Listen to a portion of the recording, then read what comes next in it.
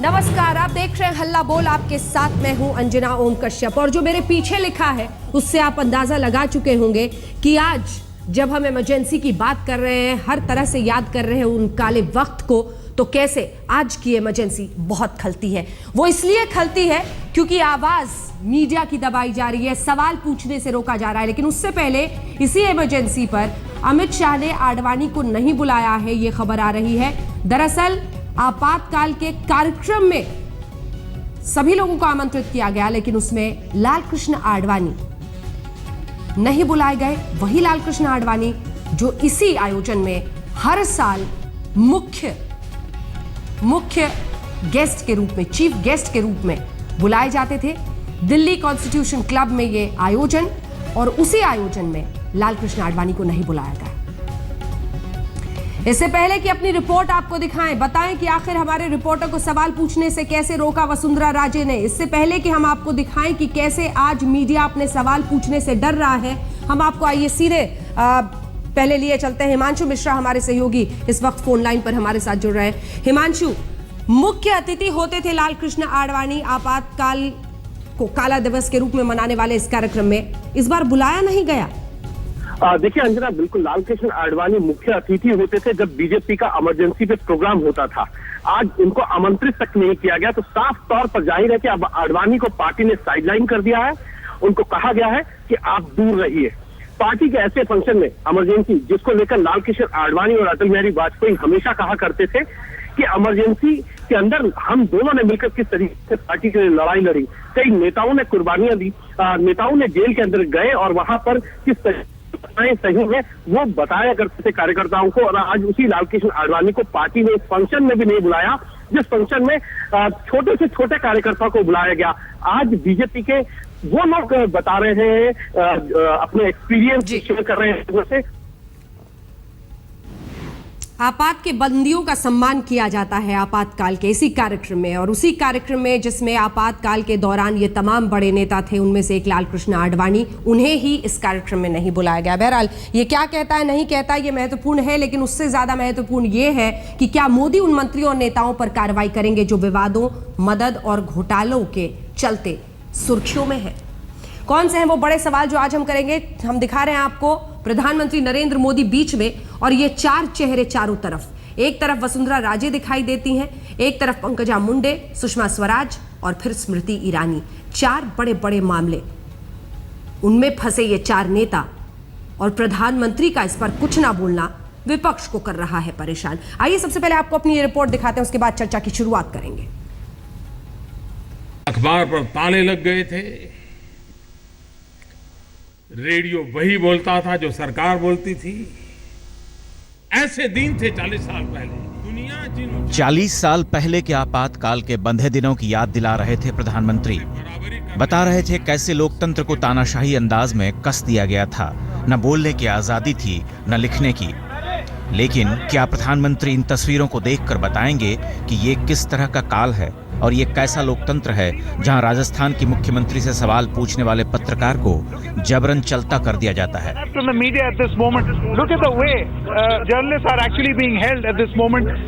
वसुंधरा पहले से सवालों के घेरे में है और नए दस्तावेज के सामने आने से सवालों का घेरा और कड़ा हो गया है। लेकिन बीजेपी ने मौन साध लिया है। प्रधानमंत्री तो कुछ भी नहीं बोल रहे, गृह मंत्री एक लाइन में सबको चुप करा दे रहे हैं कि कोई कार्रवाई नहीं होगी, ये वैसी नहीं ऐसी सरकार है। नए इसमें मंत्रियों के त्यागपत्र नहीं होते हैं भैया, वो यूपीए गवर्नमेंट नहीं है, एनडीए गवर्नमेंट है। ललित मोदी की मदद के आरोप में सुषमा भी घेरे में है, पर पार्टी चुप है। वसुंधरा पर तो मोदी के लिए सीमा से बाहर जाकर मदद के आरोप है। उधर स्मृति की डिग्री सवालों के घेरे में है और महाराष्ट्र में पंकजा मुंडे पर 206 करोड़ के घोटाले का आरोप है। बोलने के लिए कुछ प्रवक्ता हैं, लेकिन पहली पंक्ति के नेता चुप हैं, और यहीं से लोकतंत्र में जवाबदेही की भूमिका पर सवाल उठ रहे हैं। कांग्रेस और पूरा विपक्ष कह रहा है ये अघोषित आपातकाल है।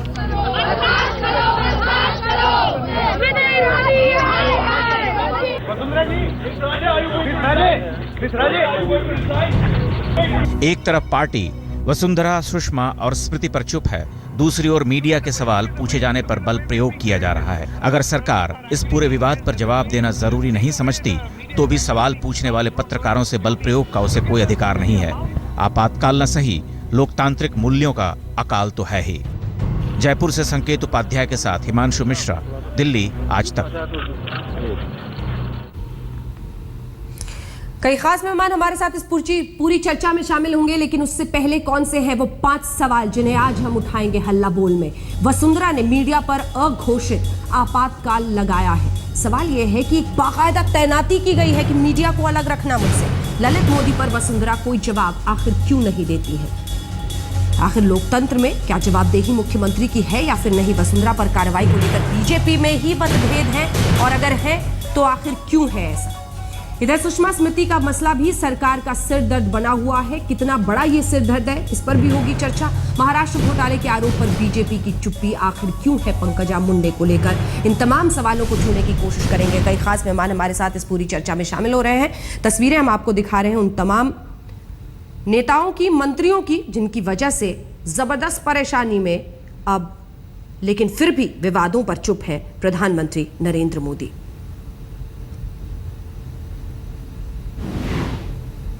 सबसे पहले आपका परिचय करा दें। हमारे साथ श्रीकांत शर्मा जी, जो कि राष्ट्रीय सचिव हैं भारतीय जनता पार्टी के, वो इस वक्त सीधे जुड़ गए हैं। सचिन पायलट जी, जो कि अध्यक्ष राजस्थान प्रदेश कांग्रेस कमेटी के, वो हमारे साथ जुड़ गए हैं। अतुल अंजान जी, जो कि राष्ट्रीय सचिव हैं सीपीआई के, वो हमारे साथ जुड़ गए हैं। आशुतोष, आम आदमी पार्टी के प्रवक्ता नेता, हमारे साथ जुड़ गए हैं। राजदीप सरदेसाई हमारे साथ, हमारे सहयोगी यहाँ पर स्टूडियो में मौजूद है। सबसे पहले श्रीकांत शर्मा जी, आपके पास आते हुए लगता है जैसे वक्त अपने आप को दोहरा रहा है। उन दिनों आप लोग कहते थे कि मनमोहन मौन रहते हैं, अब इतने बड़े घोटाले एक के बाद एक आ रहे हैं, मोदी जी मौन है, और वसुंधरा राजे जी ने तो बाकायदा तैनाती करा दी है पुलिस वालों की कि मीडिया को मुझ तक मत पहुंचने देना। अब उनका सबसे बड़ा दुश्मन मीडिया ही हो गया है। देखिए अंजना जी, मैं पहले आपको स्पष्ट कर दूं कि कोयले की कालिख जो कांग्रेस के चेहरे पर लगी हुई है, कांग्रेस उस कोयले की कालिख को तथ्यहीन और बेसलेस आरोप लगाकर कहीं ना कहीं धोने की कोशिश कर रही है। पहले तो मैं आपसे विनम्र प्रार्थना करूंगा कि इस सरकार के ऊपर कोई घोटाले का आरोप नहीं है। स्मृति जी का मैटर आप उठा रही हैं तो वो 11 साल से पब्लिक डोमेन में है। आप लोग उसके बारे में, कांग्रेस के लोगों की सरकार थी, आप कुछ नहीं कर पाए क्योंकि उसमें कुछ है ही नहीं। पंकजा मुंडे की अगर आप बात कर रही हैं तो पंकजा मुंडे की इस तरफ से स्पष्ट आया कि भाई जो अधिकृत संस्था हैं उन्हीं को काम दिया गया है, और सरकार की जो अब नई सरकार की जो योजना है और जो पॉलिसी है वो अप्रैल से शुरू होने वाली है, जबकि पूर्ववर्ती सरकार की जो स्कीम थी, जो नियम था, उसी के अनुसार वो सारा कार्रवाई हुई है। नंबर 3, आप वसुंधरा जी की आप बात कर रही हैं, आप सचिन जी यहाँ पर आपके यहाँ कार्यक्रम में भी हैं। भाई आपकी सरकार थी, एनडीए की सरकार नहीं थी उस समय जब आपने उसको भगोड़ा आप घोषित करने की बात कर रहे हैं। अपराधी है ललित मोदी, जो भी है वो आपके कार्यकाल में विदेश भाग गया, आप उसको कुछ नहीं कर पाए, आप उसको वापस लेकर नहीं आ पाए। वसुंधरा जी की सरकार नहीं थी राजस्थान में, गहलोत साहब की सरकार थी, 5 साल तक आपकी सरकार रही। कितने आरोप आपने लगाए वसुंधरा जी पर, कितने कमीशन आपने बिठाए, कितनी जांचें आपने कराई, आप कुछ नहीं निकाल पाए। तो तथ्यहीन आरोप लगाकर, बेसलेस आरोप लगाकर, भगोड़े की मदद करने में कोई दिक्कत नहीं है। ठीक है श्रीकांत शर्मा जी, भगोड़े की मदद करने में, जो इस देश के कानून को छोड़कर भागा हुआ है, आपका दोस्त वो हो सकता है, लेकिन उसकी मदद करना, बाकायदा कोर्ट में चिट्ठी में लिख कर देना कि मैं जो कर रही हूं वो इंडियन अथॉरिटीज को मत बता दीजिएगा, जानते हुए गलती करना, गलत चीज करना, आपको लग रहा है ये सब ठीक है क्योंकि आप यूपीए पर उंगली नहीं उठा सकते हैं, इसलिए वसुंधरा सही है? नहीं, मैं आपको स्पष्ट करूं, भाई आपने मोदी जी को कब बख्शा? आप मोदी जी को हर छोटी चीज पर मोदी जी से सवाल पूछते हैं। चर्च पर कहीं हमला होता है तो मोदी जी जवाब दें। इस देश में अल्पसंख्यकों को कहीं ना कहीं असुरक्षा है, वो सुरक्षित नहीं है। जब जांच होती है तो कुछ उसमें मिलता नहीं है। आज तक कांग्रेस ने माफी मांगी क्या है? आप कहते हैं कि राहुल गांधी की जासूसी हो रही है, जब सिक्योरिटी से संबंधित कोई जांच उनके घर पे जाती है, लोग पूछताछ करते हैं, क्या कांग्रेस ने माफी मांगी इसके लिए? आप हर छोटी मोटी चीज के लिए प्रधानमंत्री पर आरोप लगाते हैं क्योंकि विपक्ष, कांग्रेस और उसके सहयोगी दल कुछ भी नहीं निकाल पाए 1 साल के अंदर इस सरकार के खिलाफ। इसलिए आप दुष्प्रचार कर रहे हैं, सरकार की छवि खराब करने की कोशिश कर रहे हैं। आपके नेता कहाँ हैं? सोनिया जी कहाँ हैं? राहुल जी कहाँ हैं? अरे भाई, जिस कद का व्यक्ति, ठीक है, आप लगातार प्रेस कॉन्फ्रेंस करते हैं, सुबह से लेकर कांग्रेस आजकल प्रेस कॉन्फ्रेंस की पार्टी हो गई है और उसके पास कोई काम नहीं है, और वो भी तथ्यहीन बेसलेस आरोप लगाकर आप प्रेस कॉन्फ्रेंस कर देंगे। आपको लगता है प्रेस कॉन्फ्रेंस करने के माध्यम से इस्तीफे हो जाएंगे? ठीक है श्रीकांत जी, जवाब लेते हैं। सचिन पायलट जी।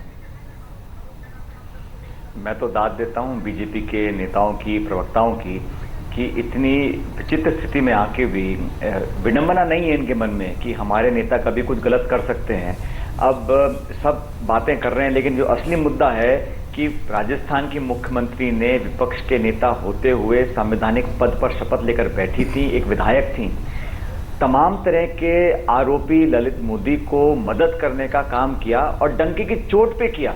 आज भी कह रही मैंने किया, आप मेरा क्या बिगाड़ सकते हो? क्योंकि देश में दो तरह का कानून है। एक कानून तो आम आदमी के लिए है, अगर भगोड़े की मदद कोई आम आदमी कर दे तो उसको हथकड़ी लगा दे पुलिस और सवाल पूछे बाद में।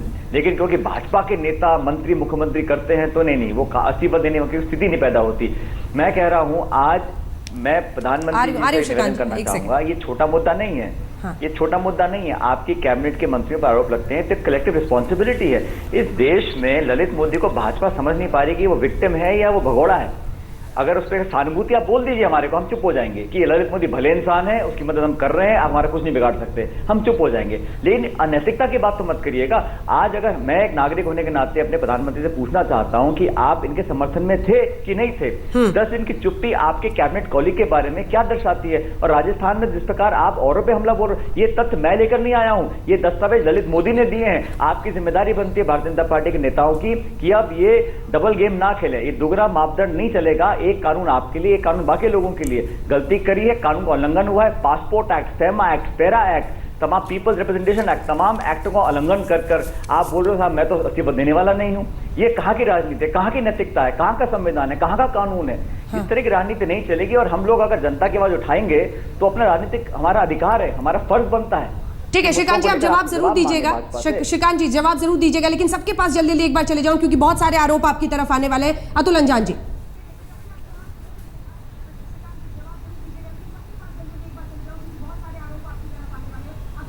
अतुल अंजान जी, अगर आप मुझे सुन पा रहे हो, जी इमरजेंसी की याद तो नहीं आ रही जब मीडिया को रोकने के लिए अलग से पुलिस का पूरा आयोजन किया जा रहा है?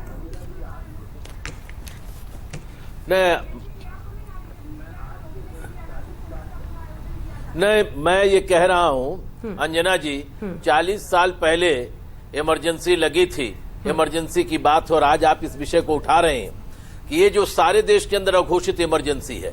और श्री आडवाणी जी ने जो इंटरव्यू दिया है वो बहुत महत्वपूर्ण इंटरव्यू है। और मैं आपसे आज इस जगह पर ये कहना चाहता हूं कि आडवाणी जी ने जब 1975 में इमरजेंसी लगी थी, उससे पहले जनवरी के महीने में मदरलैंड जो बीजेपी का, जनसंघ का और आरएसएस का अखबार था, उसमें एक बड़ा आर्टिकल लिखा था, emergency is looming on country. और उसके 4 महीने बाद इमरजेंसी लगी। KR मलकानी जी उस अखबार के एडिटर थे। आडवाणी जी ने एक आर्टिकल फिर लिखा जगमोहन लाल सिन्हा के फैसले के बाद कि इंडियन कॉन्स्टिट्यूशन के अंदर जो क्राइसिस पैदा हुई है उसके चलते इमरजेंसी लग सकती है, और इमरजेंसी लग गई। आज जब आडवाणी जी ये कह रहे हैं कि देश में इमरजेंसी लगने की संभावनाएं हैं, कोई ऐसा कानून नहीं बना जो इमरजेंसी को रोक सकता, तो जो 5 बिंदु अंजना जी आपने उठाए और आज तक ने उठाए हैं वो सारी तरफ ये इंगित करते हैं कि इमरजेंसी की संभावनाएं हैं। कौन कहां था ये नहीं मालूम, ये नहीं कहा जा सकता कि कौन कितना बड़ा चोर है, लेकिन इस बात को कहने की क्या जरूरत है और कहने की और समझने की जरूरत है। प्रधानमंत्री छोटी छोटी बात पर ट्वीट करते हैं, एक छोटा सा हादसा हो जाए तो उस पर ट्वीट करते हैं, कहीं बाढ़ में कोई आदमी मर जाए 5 आदमी, उस पर ट्वीट करते हैं। उनके मुख्यमंत्री पे इतना बड़ा आरोप, उनके केंद्रीय मंत्रिमंडल के उनके सहयोगी आप कह रहे हैं आपके मंत्री जो दिल्ली के सरकार के हैं उनके जाली दस्तावेज पर चीख रही है भारतीय जनता पार्टी, असेंबली को चलने नहीं दे रहे हैं, 3 आदमी कंधों पर लद के जा रहे हैं, और केंद्रीय मंत्री जो शिक्षा का भार लिए हैं वो कक्षा 11 पास है या BA1 पास के हैं, देश नहीं जानता। इस पर आप सवाल नहीं करना चाहते। नरेंद्र मोदी जी ट्वीट करें न करें, लेकिन वामपंथियों को आडवाणी अच्छे लगने लगे, ये उनका योगदान जरूर रहेगा। आशुतोष जी जल्दी से आपकी तरफ से, क्योंकि बार बार ये इमरजेंसी से जोड़कर इसे देखा जा रहा है। ले रहा हूं अंजना जी, हाँ। ये मेरा प्रेम रेम नहीं है। मैं कोई आदमी अगर दार्शनिक रूप से कोई बात करता है तो मैं पढ़ता हूं और समझता हूं। हाँ। मैं दीनदयाल उपाध्याय जी का एकात्म मानववाद भी पढ़ता हूं। जी आशुतोष,